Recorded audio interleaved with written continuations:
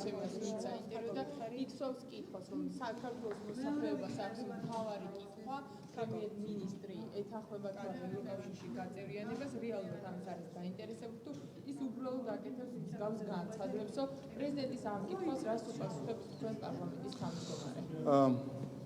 საქართველოს პარლამენტში იმპიჩმენტის დროს დამდგარმა შედეგმა აჩვენა, რომ პრეზიდენტს აღარ აქვს ქართული ხალხის უმრავლესობის ნდობა. ამიტომ ქალბატონი სალომე ზურაბიშვილი ამ შემთხვევაში რა თქმა უნდა მოკლებული არის ლეგიტიმაციას ისაუბროს ქართული ხალხის სახელით, ეს ერთი და მეორე რა თქმა უნდა შინაარსიც აბსურდულია ამ დროს საუბარი თითქოს ქართულ ხალხს აქვს რაღაც კითხვები. არათუ ქართულ ხალხს აქვს კითხვები. ქართულმა ხალხმა 2020 წელს ხარი დაუჭირა ქართულ ოცნებას, რომელიც იყო ერთადერთი პარტია საპარლამენტო არჩევნების დროს, რომელსაც თავის საარჩევნო პროგრამაში ჰქონდა მიზანი, რომ 2024 წლისთვის გაეკეთებინა განაცხადი ევროკავშირში წევრობაზე. და ეს იყო ჩვენ ვიყავით ერთადერთი პარტია, მაშინ როდესაც სხვა პარტიებს ეს საქილიკოდ ჰქონდათ, რომ საქართველოს შეიძლებოდა ჰქონოდა ევროპული პერსპექტივა ასე ახლოს. და სწორედ ჩვენი პოლიტიკური გეგმა და მათ შორის ეს ის პარტია, რომელმაც კონსტიტუციაში დაწერა ეს ვალდებულება. და სწორედ ჩვენი საარჩევნო დანაპირები იყო ამ განაცხადის გაკეთება, ჩვენ ეს განაცხადი გავაკეთეთ და მე დარწმუნებული ვარ, რომ კიდევ უფრო წინაც წავალთ და უკვე კანდიდატის სტატუსიც გვექნება მიმდინარე წელს. ამიტომ ამ განცხადებით ერთი რომ რა თქმა უნდა მას არ აქვს არანაირი ლეგიტიმაცია ისაუბროს ქართული ხალხის სახელით ეს ერთი და მეორე ამან კიდევ ერთხელ გვაჩვენა შინაარსი მისი საუბრებისა სხვადასხვა ვიზიტის დროს ასეთ რაღაცებს თუ საუბრობს ის დახურულ კარს მიღმა ალბათ კიდევ უფრო მეც საუბრობს ასეთი ტიპის განცხადებებს აკეთებს ამიტომ ვფიქრობ რომ ეს კიდევ ერთხელ იყო აღიარება იმისა რომ გარდა იმისა რომ სალომე ზურაბიშვილი ფორმალურად ასევე არღვევდა კონსტიტუციას ის შინაარსობრივათაც ეწეოდა საქმიანობას, რომელიც მიმართული არის 78 მუხლის წინააღმდეგ.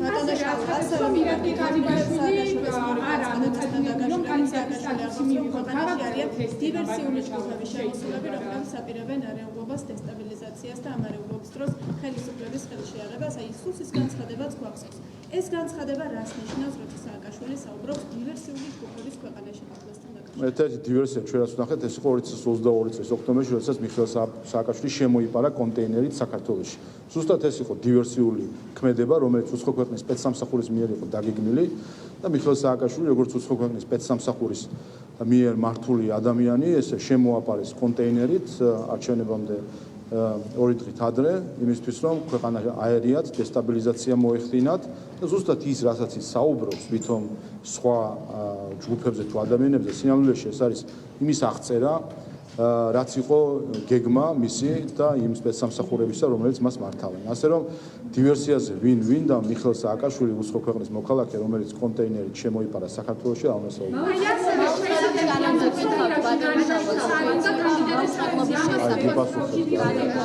დარწმუნებული არ ვარ, რომ გარიგაშვილს უნდა კანდიდატის სტატუსიო და იგივე თემა რომ ამოვწუროთ, ხო არის შესაძლებელი. ამას უპასუხოთ, გეტყვით.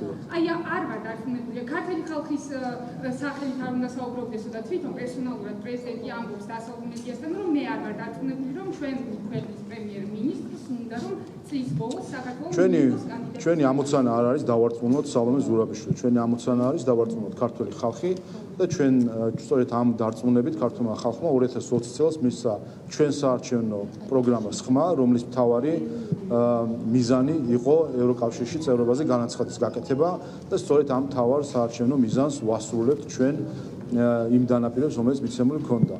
საუბრების შესახებ კანონზე იგივე ვეკითხები, მე მგონი, იყო თუ არა სრულად შეთანხმებული ეს ევროკომ იგივე ვეკითხები, მარია. პოზიტიური განცხადებები და უმრავლესობის პოზიცია, რომ ეს არის ევროდირექტივა, მიუხედავად ამისა, მაინც ისმის ოპოზიციური პარტიების კანონს. აი როგორია თქვენი პოზიცია და კიდევ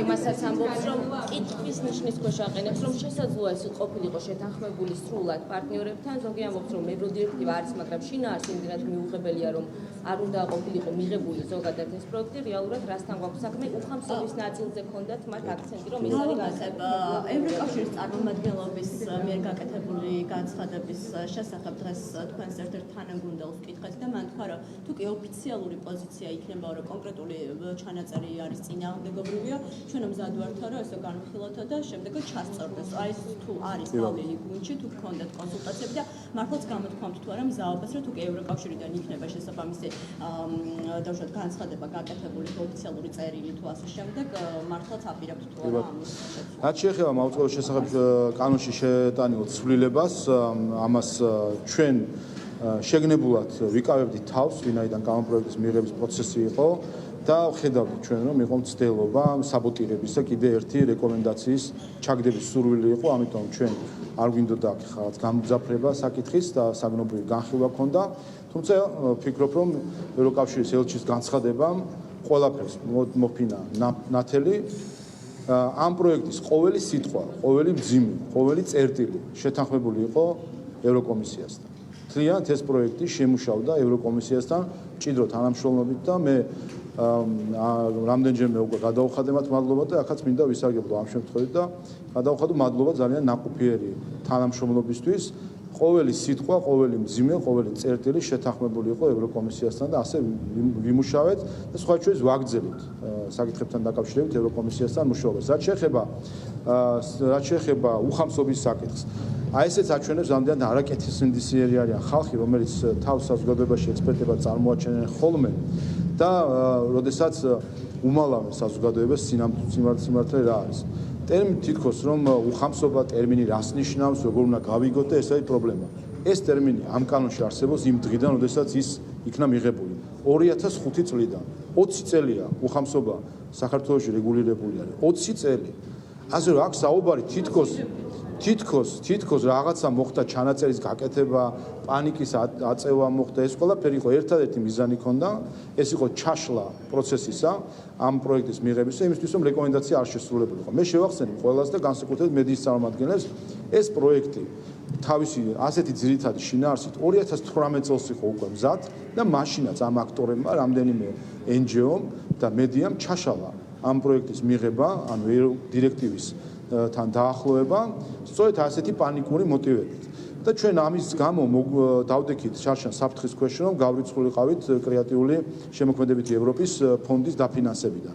შემდეგ პროცესი, როდესაც ჩვენ გაზაფხულზე მივიღეთ ცვლილებები, მაშინაც ყველანაირად შევეცადეთ, რომ გაგვეთვალისწინებინა რამდენიმე ადგილობრივი ექსპერტის თუ არ ვიცი მე NGO-ს მოსაზრება. და ისინი გვაძლევდნენ პირობას, რომ ეს იქნებოდა ნამდვილად შესრულება რეკომენდაციას. აღმოჩნდა, რომ არანაირად არ პასუხობს ეს რეკომენდაციას იმ სახით, რომელიც ეს არის გაცემული ევროკავშირის მხრიდან, ამიტომ ჩვენ ვიმუშავებთ პირდაპირ ევროკომისიასთან, ყოველი სიტყვა, ყოველი მძიმე, ყოველი წერტილი შეთანხმდა და ასე იქნა მიღებული. კიდევ ერთხელ, რაც შეეხება უხამსობას, 20 წელი არსებობს. ეხლა არ ვიცი, აქამდე პრობლემა არ იყო და ეხლა გახდა პრობლემა და ამ უხამსობის რეგულირება სიტყვით ერთი მუხლიდან გადავიდა მეორე მუხლში და ესეც იყო ევროკომისიის რეკომენდაცია, რომ მომხდარიყო.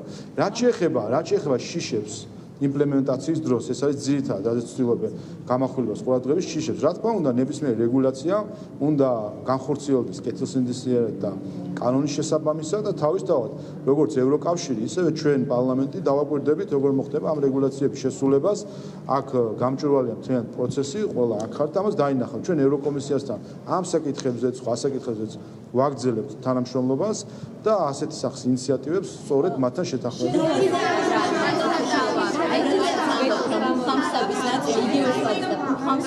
ნაწილი აქამდეც არსებობდა, უბრალოდ ერთი მუხლიდან მეორეში გადავიდა და თქვენ გულისხმობთ იმას, რომ რეგულირებიდან გადავიდა რეგულირებაში.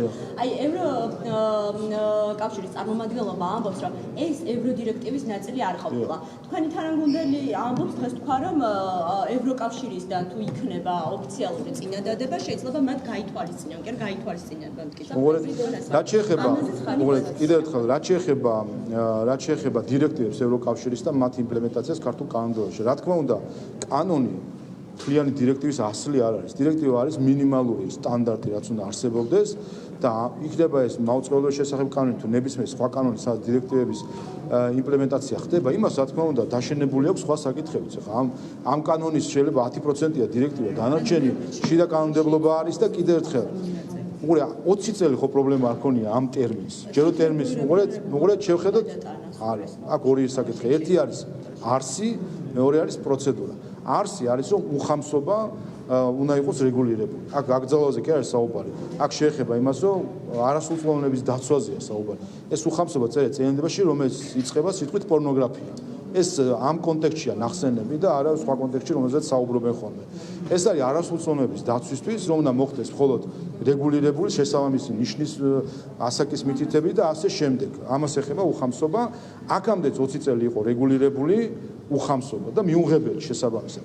გამოდის რომ ის ხალხი, ვინც ეხა პანიკას ტექს, რომ თვით რეგულირებიდან გადადის რეგულირებაში, ამითი პრინციპში აღიარები, რომ თვით რეგულირება ეს იყო სინამდვილეში, იყო არარეგულირება, ანუ არანაირად არ იყო ეს მოწესრიგებული და უხამსობასაც ჰქონდა მთლიან გახსნილი ყველანაირი შესაძლებლობა და ეხლა აქვს შიში, რომ ის რაც წესით არ უნდა ხდებოდეს და ვინაიდან მიშვებული ჰქონდათ და თავის თავს თვითონ არ ჭირდნენ, ეხლა ეს რაიმენაირად არ მოხდეს ამის მოწესრიგება. კიდევ ერთხელ, უხამსობა არის ცუდი. ეხლა ამ უყურეთ უხამსობა არა მხოლოდ იმიტომ რომ რაღაც დირექტივაში არის თორა ზოგადად უხამსობა არის ცუდი. უხამსობა ამ შემთხვევაში გულისხმობს ამ კონტექსტში კანონმდებლობის კუთხით გულისხმობს რომ არასრულწლოვნების მიმართ უნდა იყოს დაცვა, რომ უხამსობა არ იყოს მათთვის ასე ვთქვათ ასე ხელმისაწვდომი და რა თქმა უნდა ამას ეფექტიანი აღსრულება ჭირდება. ეს დირექტივა შეესაბამება იმ კუთხით და კიდევ ერთხელ თავად ევროკომისიამ მოგთხოვა რომ თვით რეგულირებიდან უხამსობის და ეს პორნოგრაფიის საკითხი გადამოყვანილიყო რეგულირებაში. იმიტომ რომ თავარი რასაც დირექტივა ითხოვს, ეს არის ეფექტიან და ეფექტურ აღსრულებას ასეთი რეგულაციებისა და მათ თავად დაინახეს რომ არ იყო ეფექტიური ეს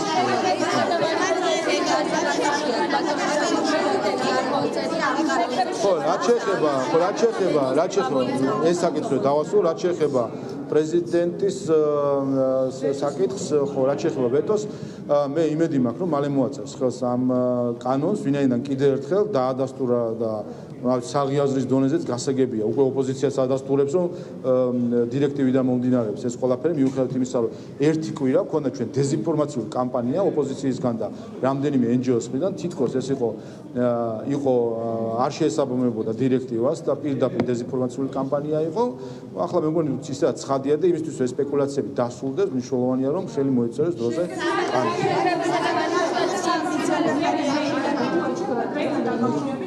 ჩინეთში გაიმართა და სადაც ვლადიმერ პუტინის სიტყვით გამოსვლის დროს დარბაზში იმყოფებოდა ვიცე-პრემიერი, რომელმაც დარბაზი არ დატოვა, გარდა ამისა ვახშმობაც მოხდა ერთობლივად პუტინთან ერთად, სადაც იყო ჩვენი ქვეყნის მაღალჩინოსანი წარმოდგენილი. აი რა ინფორმაცია გაქვთ პირადად ისაუბრეს თუ არა მათ რაიმე საკითხზე და ზოგადად როგორ შეაფასებთ ამ ყველაფერს, როცა ოჩამჩირეში რუსული ბაზის აშენებას აპირებს პუტინი და ამ დროს, როდესაც ოკუპანტი ქვეყნის სიტყვით გამოსვლას უსმენს ჩვენი ქვეყნის ვიცე-პრემიერი და როგორ წარმოგიდგენიათ აი უკრაინის წარმომადგენელი რომ ყოფილიყო დარბაზში, დატოვებდა თუ არა დარბაზს და უნდა დაეტოვებინა თუ არა ეს დარბაზი?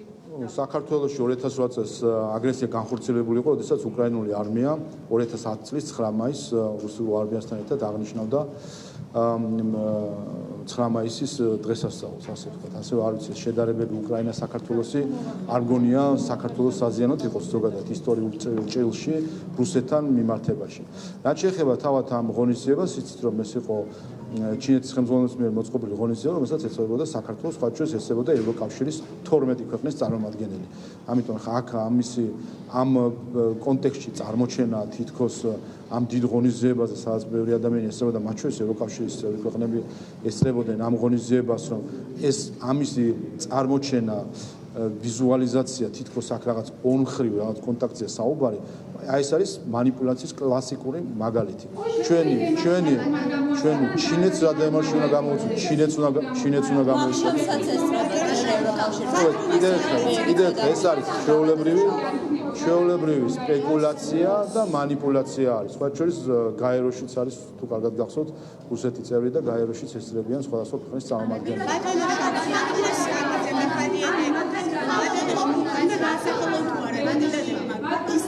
გონიები, რომლებიც ქვეყნის ევროინტეგრაციას ხელს უშლიან. არა რა თქმა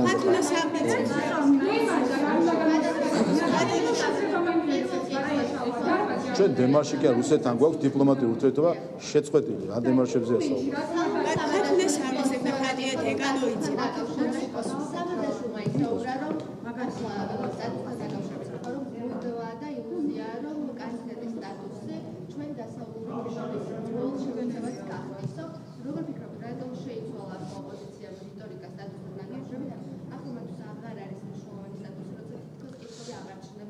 ეს იმიტომ რომ ეს ერთ რამეს აჩვენებს ოპოზიციისთვის კანდიდატის სტატუსს არასდროს არ ქონია მნიშვნელობა არც მაშინ როდესაც მათ პანიკა ქონდათ მოწყობილი რომ ქვეყანა იღუპება კანდიდატის სტატუსის გარეშე და არც ახლა როდესაც ისინი ამბობენ რომ კანდიდატის სტატუსი არაფერს არ ნიშნავს სინამდვილეში მათთვის არასდროს კანდიდატის სტატუსს და ევროკავშირთან ინტეგრაციას არასდროს არ ქონია რაიმე ღირებულება ერთადერთ ღირებულებას ისინი ამ საკითხში ხედავდნენ რომ ისინი ფიქრობდნენ შეეძლოთ გამოეყენებინათ როგორც იარაღი ხელისუფლების წინააღმდეგ ეს არის ერთადერთი მიზანი რომ გამოიყვანონ როგორც იარაღი ქვეყნის და ხელისუფლების წინააღმდეგ და წელიწად ნახევარი ყველა დღეს ახლა რომ ერთმანეთის მხილებით არიან დაკავებული და იმ გემიდან რომელიც იძირება იქიდან რომ გარბიან და ყველამ კარგად იცის ვინ გარბის პირველი გემი ჩაწერილი დაღუპვისთვის განწერილი გემიდან აი ახლა ერთმანეთის მხილებაში ყველა ეს ადამიანი თითოეული ეს ადამიანი ჩართული იყო წელიწად ნახევარი იმაში რომ იარაღად გამოეყენებინათ ევროპასთან ინტეგრაცია ხელისუფლების წინააღმდეგ ქვეყნის წინააღმდეგ რაებენაირად რომ აერიათ სიტუაცია ქვეყანაში ახლა ხედავენ რომ ეს იარაღი ხელიდან ეცლებათ და რა თქმა უნდა არ უნდათ რომ ჩაყვნენ იმ გემს რომელიც იძირება იმიტომ ერთი რამე გამოჩნდება ახლა გამოჩნდება საერთოდ რომ სინამდვილეში ოპოზიცია თუ კი ვინმე არის ანტიევროპული საქართველოში ეს არის სამწუხაროდ ჩვენი ოპოზიცია ეს ადამიანები, რომლებიც უშლიან ქვეყნის ევროინტეგრაციას და ასევე შესაძლებელია თუ არა ხონდეს კონსტიტუციის დაბლოკვის საკითხი. და თუ კონსტიტუციის დაბლოკვა გვაქვს, საკონსტიტუციო სასამართლოში დეპუტატებს მოყოლეთ აი თვითონ როცა უნდა თქვენ 78 მოხსენ პანიკას და აღმოჩნდა და ამ ჩვენებებით რომელიც ჩვენ გვესმის თურმე პარლამენტის წევრები ოპოზიციიდან პირდაპირ ნაცვლად იმისა რომ აკეთებდნენ ყველაფერს საკუთარი უფლებამოსილების ფარგლებში დგანან და აკეთებენ ყველაფერს თავისუფლებების ფარგლებში რომ ხელი შეუშალონ სტატუსის მონიჭებას. ეს კიდევ ერთხელ აჩვენებს ამდენად კიდევ მათ შორის ამ კონსტიტუციურ ჩანაწერებსაც როდესაც მხოლოდ იარაღად იყენებენ ხოლმე როდესაც სჭირდება. რაც შეეხება დასახელებას რა თქმა უნდა დაასახელონ მაგრამ ხა ჩვენ საუბრობთ ადამიანებზე რომელზეც პირდაპირ მიდიოდა ზეწოლა მათ შორის ქალბატონ ხათუნაზე ზეწოლა პოლიტიკოსებიდან და ზოგიერთი NGO-ებიდან იმისთვის რომ ხმარ მიეცათ სახალხო დამცველის კანდიდატურისთვის პირდაპირ მუხარა ზეწოლა პარლამენტის წევრზე მიდიოდა და ის ვერ გაბედეს რომ ის NGO-ს წარმომადგენლები დაესახელონ. ამიტომ რა თქმა უნდა ამის გამბედაობა მათ არც აქვს თუ დაასახელონ, იმიტომ საბოლოო ჯამში ისევ მათზე არიან პოლიტიკურად ბიბმულები და პარაზიტობენ ამ ჯგუფებისგან შესაბამისად ეხა უბრალოდ თავის გადარჩენის პროცესში არიან ან მოდუსში არიან გადასული და ცდილობენ რამენად თავი გადაეჩვენონ. კიდევ ერთხელ ისტორია არ იშლება და კადრები, განცხადებები, ყველაფერი შენახულია წელიწად ნახევარი ვინას აკეთებდა კარგად ჩანს. ქართული ოცნება იყო ლამის ერთადერთი პოლიტიკური ჯგუფი, რომელიც ცდილობდა აი ამ შემოტევების ფონზე იქნებოდა ეს ოპოზიციიდან თუ სხვა პოლიტიკური ჯგუფებიდან, მათ შორის უცხოური ჯგუფებიდანაც შემოტევა გვახსოვს ევროპარლამენტის არაერთი განცხადება, რომელიც სავსე რეზოლუცია, რომელიც სავსე იყო დეზინფორმაციით მიხეილ სააკაშვილზე, დავით კეზერაშვილზე, აი ასეთი თემებით თავს ესხმოდნენ ინფორმაციულ თავდასხმა იყო საქართველოზე და ამ პირობებში ვახერხებთ და მე იმედით ვარ განწყობილი, ვახერხებთ რომ მივიდეთ პოზიტიურ შედეგამდე, რომ მიიღოს ქვეყანამ კანდიდატის სტატუსი. მიდრევანი ხდება საქველმოქმედო ქონება ჩადო კომერციული ინტერესებისთვის საუბარი ამ შემთხვევაში ტურიზმის განვითარების ფონდზე, რომელიც ქართულს გადასცა ბიზნა, მაგრამ ახლა ამ ფონდის კუთვნილი სამი კომპანია არის სასესხო ხელშეკრულებების გირაოში ჩადებული, ანუ საუბარია იმაზე, რომ საქველმოქმედო ბიზნესის ნაცვლად ამ შემთხვევაში პირად ინტერესებზე და ბიზნესის უნოს ბიზნაევანიშვილი ეს რა ნიშნავს, რა საკითხებზე საუბარი. ვერ გეტყვით, ვერ გეტყვით, პირველად მესმის თქვენ გარდა. კარგი, მაშინ ოპოზიცია პრეზიდენტის მიერ დადებულ ვეტოს ვიცით რომ მართველი გუნდი უკეთებს კომენტოს, აი რა არის თავი мотиваცია ამ კანონში, რომ განმარტოთ შინაარსობრივ. თავი мотиваცია არის ის რაც ეწერა განმარტებით ბარათში. აქაც ჩვენ კიდევ ერთხელ ვაჩვენ ჩვენი გულწრფელობა, რაღაც ფარული მოტივები ხარ ქონდა. აბსოლუტურად გულწრფელად კანონ პროექტის განმარტებით ბარათში ეწერია რა იყო საფუძველი. საფუძველი იყო ის გამოძიება, რომელიც მიმდინარეობს და ნახეთ ჩვენ ყველა კადრები, რომ უცხოური დაფინანსებით ხდება ადამიანების რადიკალურ განწყობებში მომზადება, ხელისუფლების ჩამოშლაზე, ჩამოშლის ინსტრუმენტების სწავლება და ასე შემდეგ.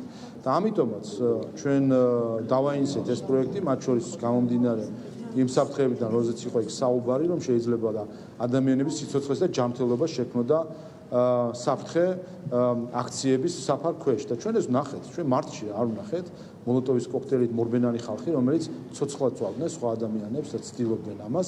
დღემდე იმ პოლიციოს დამწვრობის შედეგები აღენიშნება. დღემდე მესამე თუ მეოთხე ხარისხის დამწვრობა ქონდა მიადგა ამ პოლიციას. ეს გაატარა ყველა არც რომელიმე NGO-ს, არც რომელიმე უცხოური აქტორის განცხადება არ მომისმენია მე რომ დაეგმო ეს პირიქით. ჩვენ რა ვნახეთ? ნახეთ რომ სირცხვილია, რომელიც ფინანსდება ევროპული და ამერიკული ფონდებიდან, ქონდა პირდაპირ კამპანია და დღემდე აწარმოებს კამპანიას, ნაციონალური მოძრაობის ახალგაზრდული ფრთა სირცხვილია, აწარმოებს კამპანიას, რომელთაც ის ახდენს რომანტიზებას ადამიანების ცოცხლად დაწვის. მოლოტოვის კოქტეილი მათ პლაკატად აქციეს, უკრაინის ფერებში გადაღებეს, ევროკავშირის დროშები ვარსკვლავად და ნაპერწკლებად მიახატეს და მიაწერეს, რომ მევესწროლიო. ანუ ამბობენ რომ ის რომ ყოფილიყო, აი სირცხვილიას წევრი ყოფილიყო იმ ადგილას და იქ დებულიყო ის ბოთლი ყოფილიყო სავსე საწვავი ნივთიერებით, ისიც ესროდა ამართლება. ამაში იხარჯება ამერიკული და ევროპული ფონდების ფულები. რა თქმა უნდა, ჩვენ ვამბობთ, ჩვენი ხალხის მიზანი არის სამოქალაქო მშვიდობა. ხოლო როგორც ხედავთ ზოგიერთი ფონდი და მათი ადგილობრივი მენეჯერები, როგორც ჩანს, რომელიც არიან გადაჭაჭული პოლიტიკურ ჯგუფებთან, მათი ადგილობრივი მენეჯერები 60-ანა არის პოლიტიკური სამოქალაქო დაპირისპირების შემოტანა. ამიტომ რა თქმა უნდა, ჩვენი პასუხისმგებლობაა რომ შევინარჩუნოთ სამოქალაქო მშვიდობა და მიუხედავად იმისა, ვინ დგას ამ ტრენინგების, ინიციატივების და ასე შემდეგ უკან, ვისი ფულიც არ უნდა იყოს, რომელი სახელმწიფოც არ უნდა იყოს, ჩვენ რა თქმა უნდა სამოქალაქო დაპირისპირების დაფინანსებას და ამის განხორციელებას ყოველჯერ ვამხელთ და გვექნება ამაზე საუბარი. სამწუხაროა, აქვე ვიტყვი, რომ ამ კანვასის სკანდალის შემდეგ ჩვენ სამწუხაროდ USAID-ის ადგილობრივი წარმომადგენლები და ძალიან ბუნდოვანი, არაადეკვატური განმარტებები გვესმის ამასთან დაკავშირებით. ნახეთ, მათ შორის სარეკლამო კამპანია ბანერების სახით დაიწყო USAID. მე ერთი რჩევა მექნება და ამ რჩევას უკვე ვიმეორებ, მაგრამ სამწუხაროდ როგორც ჩანს USAID-ის ადგილობრივი წარმომადგენლობა არ ისმენს ამ რჩევებს, არა და ურჩევდი მათ, რომ საქართველოს პარლამენტის არჩეული ხალხის მიერ არჩეული წარმომადგენლების რჩევები გაითვალისწინონ. მათ სასიკეთოდ არის საბოლოო ჯამში, ვინაიდან აქ რეპუტაცია რომელიღაცა ადგილობრივ ჩინოვნიკს კი არ ადგება, ის დღეს არის იმ ორგანიზაციაში, ხვალ არ იქნება. აქ რეპუტაციულ ზიანი ადგება ამერიკელი ხალხის დახმარების კეთილსახელს და ამას უნდა გავუფრთხილდე და მე ადამიანი რომელიც წლები ვიყავი ჩართული დახმარების ასეთ საქმიანობაში, მე ძალიან კარგად ვიცი თუ რა დახმარება აქვს ამერიკელ ხალხს გაწეული საქართველოსთვის და მე სწორედაც ეს მაწუხებს, რომ რამდენიმე ადგილობრივი ჩინოვნიკი ამ დახმარებას უქმნის საფრთხეს და მე მათ ურჩევდი, რომ ნაცვლად კომერციული რეკლამისა მათ ისინი იყვნენ გულწრფელი ქართული ხალხის მიმართ. ქართული ხალხი აფასებს სიმართლეს და გულწრფელობას. ამიტომ ყველა ამ საკითხთან დაკავშირებით მე მათ ურჩევდი, რომ ერთი რომ ცოტა თვით რეფლექსია გქონდეთ, კრიტიკულად გაანალიზონ, რას აკეთებდნენ, რა იცოდნენ, რა არ იცოდნენ, რა ინფორმაცია ჰქონდათ, არ ჰქონდათ, სად შეიყვანეს შეცდომაში ამა თუ იმ NGO-მ, სად ვერ შეიყვანეს და როგორ იყო და უპასუხონ ყველა ამ კითხვას. მათ შორის მე კიდევ ერთხელ დავიმეორებ იმ კითხვას, რომელზეც პასუხი ქართულ ხალხს სჭირდება, მით უმეტეს ახლოვდება 2024 წლის არჩევნები. როდის გაიგო USAID-ის ადგილობრივმა წარმომადგენლებმა, რომ პარალელურ დათვლის შედეგები, რომელსაც ავრცელებდა ისვედი, იყო ყალბი შედეგები, ისინი ავრცელებდნენ ყალბ შედეგებს, გაიგო ეს მანამდე ვიდრე საჯაროდ იყო ცნობილი და ჩვენ ვიცით რომ თავად ისვედმა აღიარა რომ ერთი თვით ადრე აცნობეს დონორს და მეორე საკითხი ხომ ის გადადგა აი USAID-ის რო აცნობეს ერთი თვით ადრე იცოდა თუ არა USAID-ის ადგილობრივმა წარმომადგენლობამ რომ ისვედი ავრცელებდა პარალელურ დათვლის ყალბ შედეგებს და თუ იცოდნენ რატომ უმალავდნენ იმ პირობებში როდესაც იმართებოდა აქციები იმ პირობებში, როდესაც ამერიკის საელჩო ფასილიტატორად იყო ჩართული მხარეებს შორის, რატო უმალავდა თუ კი ეს იცოდნენ, რატო უმალავდნენ ქართულ ხალხს ამ ინფორმაციას, რომ ეს იყო ყალბი პარალელურ დათვლის ყალბის შედეგები ვრცელდებოდა და იგივე ეხება დავამთავრე, იგივე ეხება კანვასის საკითხებს, აქაც იყვნენ გულწრფელები, კიდევ ერთხელ კომერციული რეკლამა სამწუხაროდ საბედნიეროდ ასეთ საკითხებს არ შველის. გულწრფელობა უნდა კანვასთან დაკავშირებითაც დასწავლოს საქმე და მესამე, ჩვენ ვნახეთ ჯარიმებს, რომ იხდიან თურმე, უხდიან კანონდამღვევებს უცხოური ფულით. დასახელდა 12 ადამიანის ჯარიმა იქნა გადახდილი, მალავს როგორც თავად ეს NGO, მალავენ მისი დონორები, ვინ არის ეს 12 ადამიანი, ვის ფულს იხდიან, ვინაიდან კიდევ ერთხელ ასეთი ჯარიმების გადახდა. ეს არის ერთი მხრივ. ეს ასე ვთქვათ, არა მხოლოდ ზიანს აყენებს ჯარიმების პრევენციულ მიზანს, ჯარიმის მიზანი არის პრევენცია, სხვა დროს აღარ მოწევს მათ შორის, ხო? არამედ ეს შეიძლება ასევე არასწორად იქნეს გაგებული ექსტრემისტი ჯგუფების მხრიდან, როგორც კარტ ბლანში მომავალი ძალადობისკენ. ამიტომ ყველა ამ საკითხს სჭირდება განმარტება,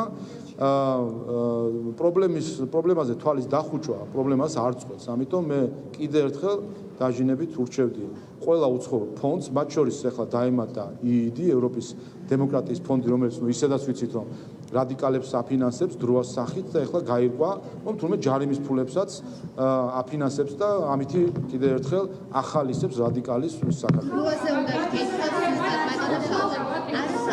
მონაჯისთან დაკავშირებით, რომელიც სურაგერჩი ჯაფარიძეს და ელენე ხოშტარიას ეხება, ამასთან დაკავშირებით არასამთავრობო ორგანიზაციების წარმომადგენლები ამბობენ, რომ მათ არ აქვს ვალდებულება კონკრეტული ნაბიჯები გადადგან მონაჯისთან დაკავშირებით და პირიქით იზიარებენ იმ ინფორმაციას, რაც მათ გვერდზეა გამოყენებული, მათ შორის იმედი ჟურნალისტთან დაკავშირებით. ვინ იზიარებს? არასამთავრობო ორგანიზაციის წარმომადგენლები, თუმცა გვაქვს ორმაგ სტანდარტთან საქმე. არა, თორმე, უყურეთ ეს, რა თქმა უნდა, ეს არის უპირველეს ყოვლისა ღირსების შემონახველი კამპანია. ორი გაგებით. ერთი ეს არის იმ ადამიანების მიმართ, რომელსაც ისინი სამიზნედ იხდიან, ეს არის ღირსების შემონახველი ქცევა და მეორე, თავად ტერმინოლოგიაც არის, რა თქმა უნდა, ღირსების შემონახველი. მე ვაკვირდები უკვე რამდენი ხანია, რაც ეს პროექტი დაიწყო და ნული რეაქცია NGO-ების მხრიდან, ნული რეაქცია დონორების მხრიდან, ნული რეაქცია ოპოზიციის მხრიდან. აი ასეთ რამესთან გვაქვს ჩვენ საქმე. ჩვენ ახლა პირდაპირ ხედავთ, ვინ არიან, რა პოლიტიკურ ჯგუფებთან გვაქვს ჩვენ საქმე, როცა ვსაუბრობთ ჩვენ ნაციონალურ მოძრაობასთან ანტიქართულ კოალიციაზე, აი ეს არის ზუსტად რაც მათ უნდათ. მოვიდნენ ხელისუფლებაში და ის არა მხოლოდ უკვე დაიწყონ რეპრესიები. ფაქტობრივად მოექცნენ სხვებს ისევე როგორც არა ადამიანებს. მონა რას ნიშნავს ეს ტერმინი? ნიშნავს, რომ სხვას აღიქვამს საგნად და არა ადამიანად. მას აცლი ყოველგვარ ადამიანურ თვისებებს და სხვას უყურებ როგორც საგანს. როდესაც სხვას უყურებ როგორც საგანს, ის შეგიძლია აწამოკიდეს, მოკლა კიდეც, ქონებად წაართვა. ყველაფერი იქნება. ამას აკეთებდა ნაციონალური მოძრაობა, ზურა გირჩი ჯაფარიძის და ელენე ხოშტარიას ნაციონალური მოძრაობა. ამას აკეთებდა, როდესაც ისინი ხელისუფლებაში იყვნენ. ორივე მთელ ჯგუფთან ერთად. ამას აკეთებენ. ეს არის მათ შინაგანი ბუნება, რომელიც ახლა თანამედროვე ტექნოლოგიების სახით ხედავთ ამ ყველაფერს, მაგრამ სინამდვილეში ეს არის მათი შინაგანი სამყარო. ელენე ხოშტარიას და ზურა გირჩი ჯაფარიძის შინაგანი სამყარო არის ასე აწყობილი, რომ მათ სხვა ადამიანებად არ მიაჩნიათ. ხედავენ საგნებს სხვებში და შეუძლიათ ყველაფერი გაუკეთონ აბსოლუტურად. ამიტომ არის ეს, რა თქმა უნდა, ღირსების წინააღმდეგ მიმდინარე კამპანია და რა თქმა უნდა, ეს არის ფარისეულობის უმაღლესი მწვერვალი, რომ ერთი NGO არ გამოჩნდა ამ ქვეყანაში, რომელიც აი ამ უღირსობაზე ხმას ამოიღებ და აი ეს არის, სადაც სამწუხაროდ ჩვენი საზოგადოების ეს ნაწილი მივიდა.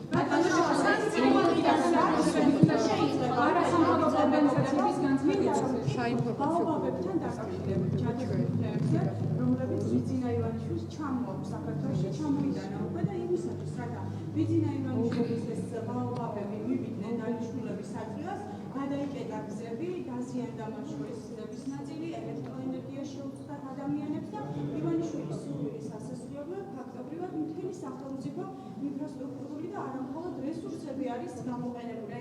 რა შეგიძლიათ ვიტყვათ, როდესაც აი ქვეყანაში ამდენი პრობლემა არის და ივანიშვილი იცის ბაობაბების ჩამოსატანად, ისე რომ მთელი რესურსები დაგერტული არის. მე მგონი იყო ყველაფერი ელექტროენერგიის სადენები განხორციელა და იქით გაიჩინოთ ადამიანებს. მე მგონი რაზე მეტყველებს?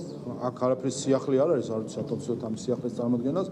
საქართველოში ხორციელდება მართლაც საუკუნის პროექტი, რომელიც დენდროლოგიურ პარკს ეხება და საზოგადოებამ მიუხედავად იმისა, რომ თავის დროზეც იყო მცდელობა აქ პანიკის, დეზინფორმაციის და манипуляციის, ნახავთ მთელი სიკეთეები. ჩვენ საზოგადოებას აქვს ახლა დენდროლოგიური პარკი, რომელიც არა მხოლოდ უცხოური ტურისტებისთვის არის მიმზიდველი, არამედ ჩვენი მოქალაქეებისთვის და ეს არის ერთ-ერთი უნიკალური პარკი მსოფლიო მასშტაბით, იმ მრავალფეროვნებით სხვადასხვა მცენარეების იქნება თუ ასე შემდეგ, რომელიც რა თქმა უნდა მიმზიდველობას uzდის ქვეყანას, რეგიონს და არის რა თქმა უნდა ამ მხრივ განსაკუთრებული საუკუნის პროექტი. ამიტომ ეს ამ პროექტის განხორციელების მიმდინარეობის პროცესში რა თქმა უნდა ყველანაირი მხარდაჭერა და პირიქით მე მგონი გულშემატკივრობაა საჭირო და ყველა უნდა იყოს გულშემატკივარი ამ პროექტის რომ საქართველოს კონდეს ასეთი უნიკალური ადგილი რომელიც მსოფლიოში კიდევ ერთხელ მსოფლიო მასშტაბით გამორჩეული იქნება ამ